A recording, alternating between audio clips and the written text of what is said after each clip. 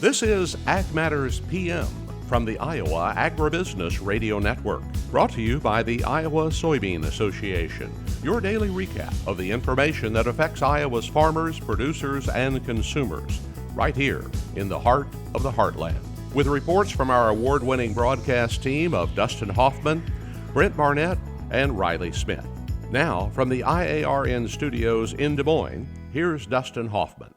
Well, good day and welcome to Ag Matters PM from the Iowa Agribusiness Radio Network. I'm Dustin Hoffman. Today is Wednesday, April the 13th, 2022. Thanks for joining us. Coming up on today's program, Brent Barnett was in Menlo yesterday, where President Biden announced an E15 moratorium on the ban of sales for the summertime season. We'll hear from that, as well as Riley Smith being up in Ames for the Iowa State FFA Leadership Convention. And we'll also take a look at your ag weather outlook. But first, let's run down those markets.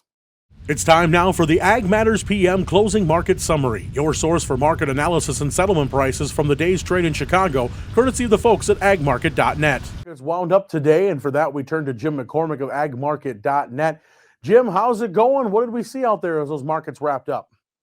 Well, I tell you what, Dustin, it's going a lot better here in the close than it was in the opening. We were under pressure all morning long, but late in the session, we had a nice little reversal on everything. Corn, beans, and wheat, they all saw some strength. I think a lot of that can be attributed to the midday models. It is that time of year. We're looking at the weather. The model did go a little bit wetter here on the midday, and I think that's got some planning concerns ongoing in the trade's mind, and hence the late session rally.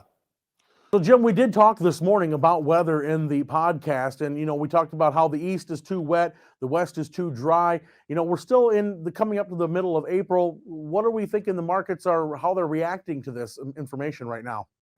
Right now, just pretty much put heavier rains across the Corn Belt, increase the intensity of rain, actually a little bit in eastern Iowa, but parts of northern Illinois, central Illinois, they are putting some pretty heavy rains in, which is gonna, we are behind planning a little bit. I mean, I have customers here in northern Indiana that should be in the field 2 or 3 weeks ago. They're now saying, hey, they got in today, but they're talking rain this afternoon, and they will be out for about a week. So it's not a crisis yet, but it's definitely something to be concerned about. So we know that as we go further into the western Corn Belt, we see more dry conditions. I know you mentioned that eastern Iowa still going to be getting enough rain, but Nebraska was expecting to get some yesterday, got absolutely nothing. We could definitely use some in Iowa. We're starting to actually get pretty nervous here. No doubt about it. As I mentioned, the wheat market did firm up. There was some model suggesting, Dustin, that there was going to be some rain maybe in the 10 to 14 day map period, kind of longer range for parts of Kansas, Texas, Oklahoma, but some of the models are now taking that rain out. A lot of the forecasters aren't confident that rain's going to happen. And if you look at that, with wheat coming out of dormancy, that's a problem as well. So, the western Corn Belt is definitely dry, and some of the longer range maps are suggesting that drought is going to continue. We'll see, but it's not the most promising of maps for the summer at this point in time.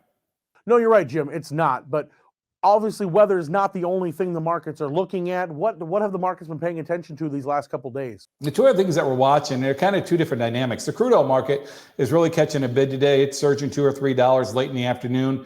There is concern about the lack of, as the war attrition goes on here in Ukraine, Europe's trying to move away from the Russian oil, and that's driving the price of our oil up a little bit. So that's on the positive side. On the negative side, China still continues to deal with COVID.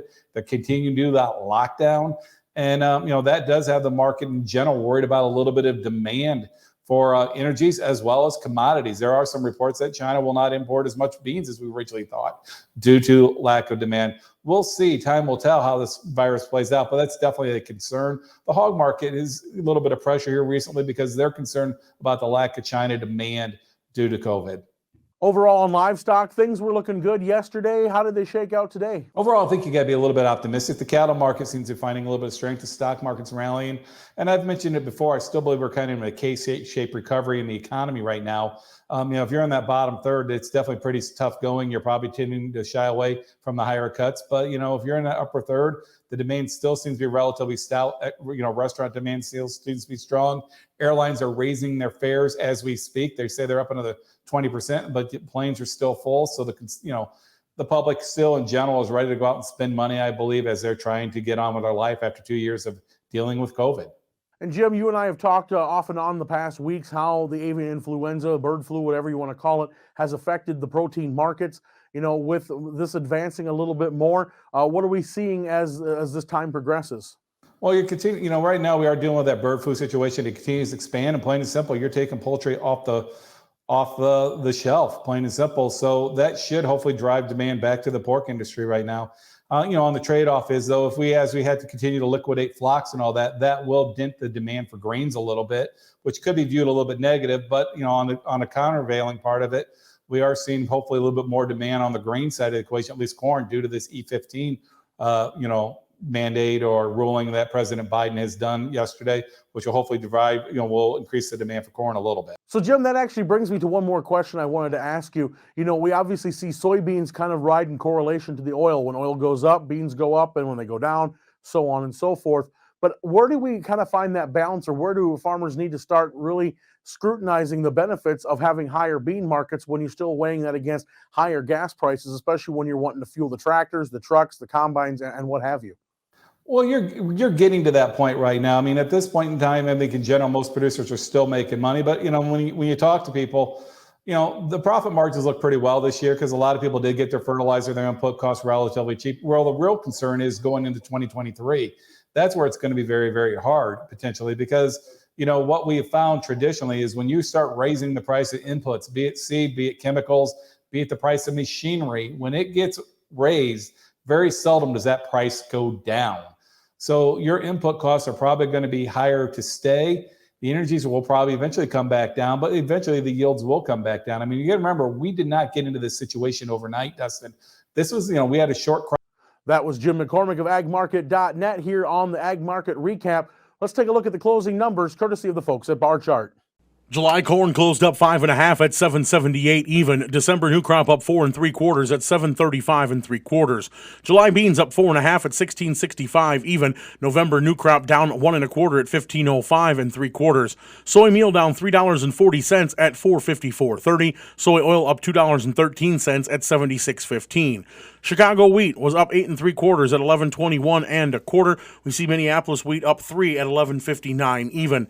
Kansas wheat up 11 1/4 at $11.78 even. July oats down 2.5 at $7.65 1/2. On the livestock side, June live cattle up 57 cents at $136.87. May feeders were up $1.02 at $161.95. Lean hogs for April 27 cents higher at $99.90.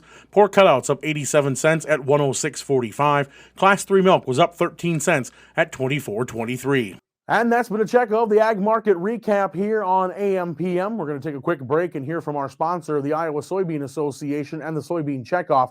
When we come back, Brent Barnett was with President Biden in Menlo yesterday. Iowa Soybean Association is driven to deliver for Iowa's 40,000 soybean farmers. We're proud to provide objective agronomic research, a helping hand with soil and water stewardship, and timely industry news powered by the Soybean Checkoff. Learn more at iasoybeans.com. Welcome back to AMPM from the Iowa Agribusiness Radio Network. I'm Dustin Huffman. Yesterday in Menlo, Iowa, President Biden was there to talk about E15, and he raised the moratorium against E15 sales in the summertime. Brent Barnett was there to get these remarks. President Biden is turning to the aid of biofuels to help lower prices at the pump. During a visit to the Poet Bioprocessing plant in Menlo, Iowa on Tuesday, President Biden announced an emergency waiver that will allow summertime sales of E15. But I'm here today because homegrown biofuels have a role to play right now, as we work to get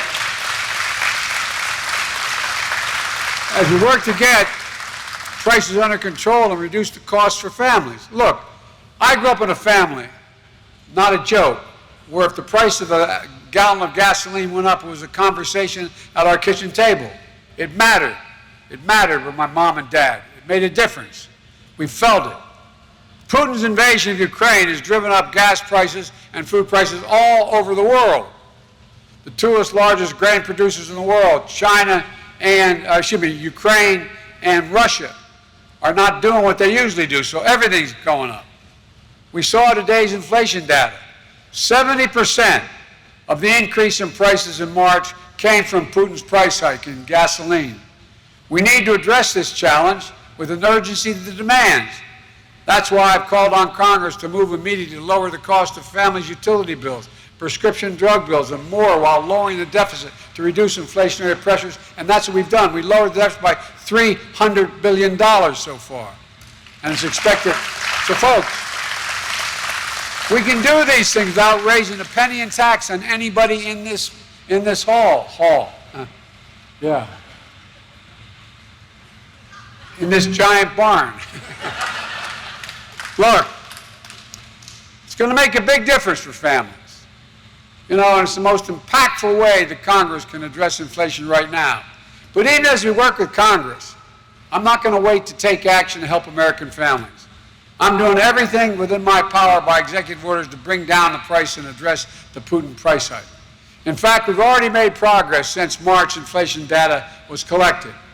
Your family budget, your ability to fill up your tank, none of it should hinge on whether a dictator declares war and commits genocide in a half a world away. To help deal with this Putin price hike, I've authorized the release of 1 million barrels per day for the next 6 months from our Strategic Petroleum Reserve. This is by far the largest release of our national reserve in history. It's a wartime bridge to increase oil supply as we work with U.S. oil producers to ramp up their production this year.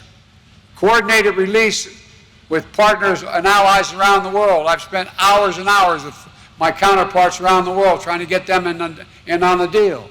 And shortly after I made the announcement, over 30 countries agreed to release another 60 million additional barrels onto the market. Over 240 million barrels over the next 6 months is the bridge to be able to make sure we are going to be able to keep prices down.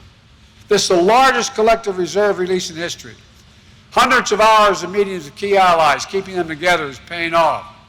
Putin was counting on the division of NATO, the division of the European Union, the division of the world. Well, we spent a lot of time, but they're all following, every single one, including in Asia, South Korea, Japan, Australia, all of them. Nations coming together to help deny Putin the ability to weaponize his energy resources against American families in Europe and around the world. And by the way, we're also cutting off access to technology for him. Without American technology, look at the number of major American companies on their own, not at my urging. Over 600 of them, from Exxon to McDonald's, have left Russia. He has a burning tundra, literally. It's burning. The permafrost is burning. He's got a problem. And we're not going to let him cause that problem to spread to the rest of the world. And that helps stop the run-up of oil prices that have begun to bring prices down a little bit. As a result, countries acting together to release this reserve. And America should be seeing the savings. And we're not just learning and leaning on our reserves and our allies and partners to help bring down the gas prices and to power the nation. We're leaning on you, our farmers, our biofuel refiners.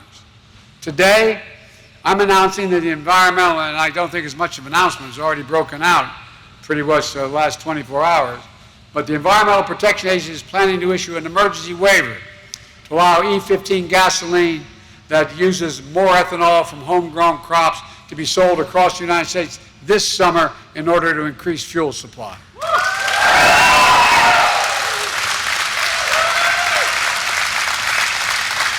And folks,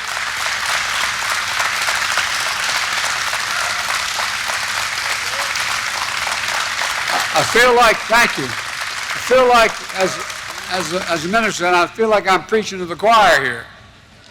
But here's what it means. E15 is about 10 cents a gallon cheaper than E10. And some gas stations offer an even bigger discount than that. But many of the gas stations that sell it here in Iowa, Illinois, Minnesota, Wisconsin, Pennsylvania are required to stop selling in the summer. But with this waiver, on June 1, you're not going to show up at your local gas station and see a bag over the pump that has the cheapest gas. You're going to be able to keep filling up with E15, and it's going to solve the whole problem. But it's not going to solve all our problems, but it's going to help some people. And I'm committed to whatever I can to help. Even if it's an extra buck or two in the pockets that they fill up, will make a difference in people's lives. And even though E15 is only available in a few thousand pumps today, we're investing more than $100 million to build biofuel infrastructure of the future. Things like blender pumps, the gas pumps that can handle higher blends of bioethanol and diesel fuel. President Biden's E15 announcement was praised by many farm and biofuel groups, including Growth Energy and the Iowa Renewable Fuels Association. Well, this is great news, and it's very nice to see the administration recognize what we have long known, which is in the conversation today about energy independence, about reducing our reliance on fossil fuels, about having low-cost options at the pump. Ethanol is the solution. So great to see the White House send a very strong signal. They stand squarely behind more use of biofuels. They understand that E15 is going to keep the prices down at the pump. And it was great. I filled up on the way to the event. I saved 30 cents filling up on E15 relative to E10. So very exciting that drivers this summer, when they're driving more on the road with their families, they're going to continue to be able to benefit. So E15 is a fuel that can be used in 96% of the cars on the road today. It's lower carbon, it's lower cost. So today's consumer can use it in her vehicle today and largely with today's infrastructure. So as we're looking towards our climate agenda and really reducing our dependence on foreign oil, on fossil fuels, and reducing the greenhouse gas emissions, E15 is one of the tools in the toolbox. We use it alongside other opportunities, but it's something that we need to be having more of on the road today, and very glad to see the administration recognizing that. We're just very excited and thankful that President Biden is coming to Iowa today to an ethanol plant in Menlo to announce that they're going to be taking emergency action that will allow E15 to stay in the marketplace this summer instead of being pulled out. That's great news for consumers. E15 in Iowa typically runs 10 to 30 cents a gallon less, and it's great news for farmers because we need that demand. And so and it's great news for the air because E15 reduces smog-forming emissions. So I just think it's great. The only people who seem to be upset today are the oil guys, but I filled up at the gas station recently. They're doing okay, so they're just going to have to not win this one. When we heard he was coming to Iowa to make this announcement, just very excited, very grateful. And this is the first step, right? This is a temporary fix for 2022. The White House release that went out this morning also mentioned they're working with governors on a more permanent fix. And so today is a very vital step so that we'll have no lapse in E15. This will get us through this summer. They'll be working with governors, and hopefully that will be in place by 2023. And that's awesome for our retailers who are offering this fuel to their customers to not have to monkey around with on again, off again. We're going to be, I think with today's news, we're going to be able to keep E15 in the marketplace continuously and permanently. Biden's visit to Menlo was his first trip to Iowa since his presidential campaign in 2020. For the Iowa Agribusiness Radio Network, well, this is just I'm another Brent chapter Barnett. in the battle with E15. We're going to have to wait to see how this plays out into the future. Right now, let's go ahead and take a look at the ag weather outlook. Well, the clouds hung around throughout a good chunk of Iowa here today. We saw some rain and snow showers scattered throughout the area. Of course, the sunshine is going to make its way across the state here tonight, and we'll see some clearing skies as well for evening time. But tomorrow is when we're supposed to see a nice change, and let's go ahead and take a look what the National Weather Service has in store for us. As we look at the forecast here from the National Weather Service, we see a kind of a whole mixture of everything going by as we see some snow and some rain pushing off into some cloudy skies, then to some sunshine as the day goes on. We're going to see temperatures ranging anywhere from the low 40s to the mid 60s. Tonight we'll see clearing skies, temps dropping back below freezing with right now ranging from about 24 to 33 degrees. And then tomorrow we'll see the sun return, and highs will be cooler than the last couple days where we'll see temperatures ranging from the mid 40s into the mid 50s. Now taking a look at the AMPM affiliate weather map for tomorrow. As you can see, Cherokee up there in the northwest will be sunny and 44. Southwest Iowa down by Shenandoah will be sunny and 54. Des Moines looking to be sunny skies and 51. Albia sunny and 52. Waterloo will be sunny and 46. And Clinton should be sunny skies and a high of 50 degrees. And that's been a check of your ag weather outlook here on Ag Matters PM. We're going to take a short break, and when we come back, we'll hear from Riley Smith as he was up in Ames earlier this week for the Iowa FFA State Leadership Convention. We'll hear about that coming up on Ag Matters PM. As we approach planting season, make sure you stay safe and share the road with your local farmers. Slow-moving tractors with large planters occupy a lot of space on the road, so stay patient and follow at a distance of around 50 feet. You should never, ever try to pass them at a bridge, intersection, hill, or curve. It's far better than putting yourself or someone else at risk. So please, stay safe and remember to tip your hat to your local farmer this planting season. This message was brought to you by your friends at the Iowa Agribusiness Radio Network. Welcome back to AMPM from the Iowa Agribusiness Radio Network. I'm Dustin Huffman. Well, this week we also saw the state convention for Iowa FFA going on in Ames. Riley Smith was up there, and he files this report. I believe in the future of agriculture with a faith born not of words, but of deeds. That's the first line of the FFA Creed, and the Iowa State FFA Convention, which took place from April 10th through the 12th on the campus of Iowa State University in Ames, is one of the best places to see those words in action. As the host site for the convention, Iowa State University has a unique opportunity to talk with prospective students and show them what it's like to be a part of their highly touted agriculture department. I talked with Dr. Scott Smalley, an associate professor with the Department of Agricultural Education and Studies at Iowa State University, who serves as the Agricultural Education Teacher Education Coordinator, about the opportunity to talk with Iowa's ag students in a one-on-one environment. All right, we're here at the Sheeman Building on campus of Iowa State University here for the 94th Annual Iowa FFA Leadership Conference. I'm talking here with Dr. Scott Smalley with Iowa State University. If you'd just like to talk a little bit about the fact that, we're back finally, after these couple COVID years, really just more of a normal convention, and let's talk about, we got the teachers back. Everybody's getting really involved with this again. Yeah, well, thanks for being here, Riley, and we're really excited to have a convention here back at Iowa State University, and more importantly, inviting our teachers and our students from across the state to really experience convention. Obviously, a lot of the teachers across the state are our alums here, so it's kind of welcoming them back home, not only to Iowa State's campus, but really to be able to take their students and get them involved, whether it's in tours across the campus or being able to just explore campus through the great opportunities, and more importantly, with the FFA Association the next couple of days. And what an opportunity to show these kids around and show just how much Iowa State is involved with FFA, and then to have the teachers walking around, check out campus, and see in person what they can do. Yeah, exactly. And the thing is that our students are learning about agriculture every day in the classroom, but it's an opportunity to see outside their classrooms, and there's so much experiential learning that can occur outside the classroom walls, and that's part of it here, whether they're competing in a leadership event or a career development event. It's an opportunity for them to really gain additional skills outside the classroom. And let's talk about just the opportunity of having these kids here. All the kids that we have at Iowa FFA Convention are the future ag leaders, and a lot of them future ag teachers as well. So just to kind of show them that experience and then have that one-on-one conversation with them here at the booth is just a great opportunity that we've kind of missed these past couple of years.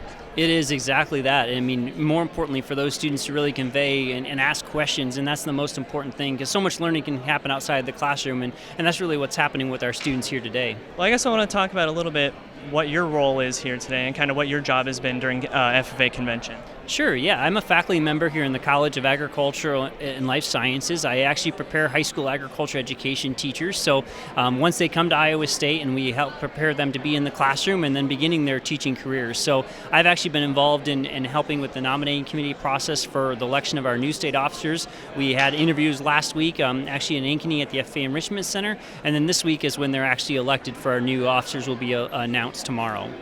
Right, and speaking of those future ag leaders, what an opportunity to talk to those kids who are up for the highest position they can go for in the Iowa State FFA, and then potentially they could go into nationals as well. Very promising stuff I'm sure you're seeing from these kids. Yeah, there is a great number of kids that are really interested, and more importantly, like you said, it is the best of the best at this point, and more importantly, students that really want to serve in a leadership role moving ahead within agriculture as well. All right, and I guess is there anything else you'd like to bring up before we kind of wrap up here, and just anything of ag education and the involvement with Iowa FFA? Yeah, ag education continues to grow across the state, and we continue to see a number of new programs actually starting across the state. Maybe never had agriculture education before, but also we have a lot of programs expanding to 2 and 3 agriculture education teachers, so it's great to see that. Certainly a demanding job market for our graduates as they go ahead and continue to have great placement rates with those students. All right, well, thank you for talking with me today, and good luck with the rest of the convention. All right, thank you so much for being here. Appreciate it. Throughout the convention, one thing was clear. Everybody was glad to be back in person to celebrate ag and the FFA. A vital part of that celebration is the relationship between the Iowa FFA Association and Iowa State University. Andy Zaire, the director of recruiting for ISU Cows, said they were all incredibly excited to have the convention back in Ames and get the opportunity to talk to ag students. Andy, great event we have going on here today, plenty of kids. Let's just talk about a bit the relationship between Iowa State University and the Iowa FFA convention. Sure. Well, first of all, we're so excited that Iowa FFA is back in Ames, feeling more like business as usual after a couple of years off. And this is really a great opportunity for students to get exposure to a wide variety of career areas. Some of them would be from the College of Agriculture and Life Sciences, but it goes even beyond that. And students interested in applied sciences and all sorts of different career paths that could lead through Iowa State or other places. The career fair in particular is great because you get to talk through with students some different opportunities. But beyond this, we have so much in store for these students. Iowa State sponsors the first business session. We're offering campus tours all over. We have faculty and staff that are in career development events, and we're so excited just to interact and get a chance to get to know some of these great students. And what great students we have here. Obviously, these are the future leaders of agriculture, not just in Iowa, but across the nation. So really, what a great opportunity that we have here, and a great partnership to have between Iowa State and Iowa FFA to talk to these future leaders and kind of guide them down the path and make sure they're reaching the potential they need to get to. Oh, for sure. You really can't match the career development and the leadership opportunities they have, the training, the service experiences. In my other role on campus, I work as a scholarship coordinator, and the types of activities that we see students engage with in FFA throughout the year are exactly the kind of thing that we're looking for a well-rounded, good quality student. And we always seem to get those from students that participate in those FFA activities. And you mentioned how it's great to be back. You know, we've had one convention canceled for COVID, some heavy modifications to another, and finally we're back having a lot more of a normal convention here. And there's a lot of kids here who they just haven't been to a regular Iowa FFA convention yet. So what a great opportunity to make that first impression. And then, again, just hammer in just how important it is to stay involved in agriculture. Oh, that's 100% it. We want to keep these students engaged and excited about what we have to offer. And it's incredible to have students come here as early as their 7th and 8th grade years. I personally have a 9th grade son that will be here tomorrow, and this is their first exposure to this whole experience. And sometimes I forget when I think about what we missed out on the last couple of years not being here. But for some students, this is the absolute first experience. This is setting the tone for what will be an entire career of FFA and agricultural areas. So again, we're just so excited to be back in business, so to speak, and to be carrying on this fantastic tradition that we've had that was before I was here, but I'm happy to be a part of it while we're here, and I know that it will go into the future. Right, and I've touched on this a little bit, but it's so important to have that relationship between the college and Iowa FFA. So, let's talk a little bit just about kind of the mutual respect there in between, and just kind of how the two organizations benefit each other. Oh, for sure. It all starts with our agricultural teachers, actually. And Iowa State is proud to be the educational provider for a lot of the agricultural teachers throughout the state of Iowa. And the FFA organization kind of connects us with those teachers to maintain that relationship and to be that source of support for their students. In terms of other collaboration, again, this day is sort of the culmination of a lot of different engagement and activities on campus and beyond. And so I think it's really nice to have that solid connection for year-round activities and year-round relevance in a student's life, which is really, really important. That's the way that you develop relationships with students, that's the way that you keep them inspired, and that's the way you persevere and get them into those agricultural career fields that we so desperately need. Right, and a huge need for agricultural career fields right now. Obviously, there's demand in pretty much the entire ag industry right now. But one of the biggest ones that we hear about a lot is ag education. Yep. Lots of open positions for ag teachers, and obviously this is probably the best place to find future ag teachers. So, just again, how incredible is it to get to talk to them, steer them down that path, and hopefully keep them in Iowa. Yep. So we can keep pushing that agricultural opportunity here. Oh, for sure. Again, that's part of that relationship building that we're wanting to do. And it's fun for me as somebody that works in the university to see a student that maybe initially showed some interest in it at an FFA convention that I was involved in, to see them come back 5 years later as an agricultural teacher themselves, super rewarding. And what we find is that those teachers will use the Iowa State booth as the meeting point for their students, and the cycle continues and continues. They were inspired by their ag teacher, and they're inspiring future ag teachers, and we hope that it goes on forever. Right. And that's just a big thing in agriculture in general, passing on to the future generations, setting them up for success. Andy, is there anything else we should go over today before we wrap up here real quick? No, again, so excited to have everyone back. We're excited to have the full program, the shows. We're excited to have beautiful weather, not rain, not snow. You couldn't ask for anything more than this FFA convention this year. Absolutely. Well, thank you for your time, Andy. It was great talking to you. Great to meet you. Thank you. For the Iowa Agribusiness Radio Network, I'm Riley Smith. Thanks, Riley, and it's great to see what those FFA students are achieving. We congratulate them on all their hard work and wish them the best as they move on in the future. And just like that, we're at the end of this episode of Ag Matters PM. We thank you for joining us. You can find all our content online at iowaagnet.com. You can also find us on social media through Facebook, Twitter, Instagram, LinkedIn, and find our video content and all of our previous episodes of AMPM on our YouTube channel. Don't forget about our twice daily free market podcasts. You can get those on Podbean, Amazon, Apple, Google, and Spotify. From the IARN studios in Des Moines, I'm Dustin Huffman. For Brent Barnett and Riley Smith, we thank you for watching. This has been Ag Matters PM.